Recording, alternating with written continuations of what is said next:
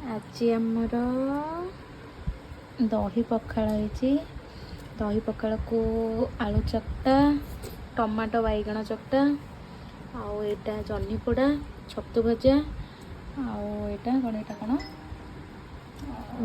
भेंडी पोड़ा आउ एटा हूँ माछ भजा बैड लक मु माछ खाऊनी आइंस छाड़ी देछि माने एते आइंस खाइली जे आइंस खाइबे इच्छा होने टोटल फाइनल डिसाइड करली कि नॉन वेज टोटली छाड़ी देबी।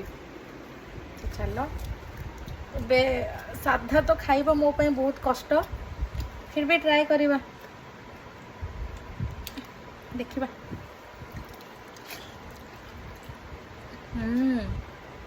दही पकड़ाटा मुझे करी एटा बहुत टेस्टी होची। थैंक यू लिंकी बन बोधे दही पकड़ा मु करी बोधे बाकी आइटम मोर सब क्रेडिट नहीं जो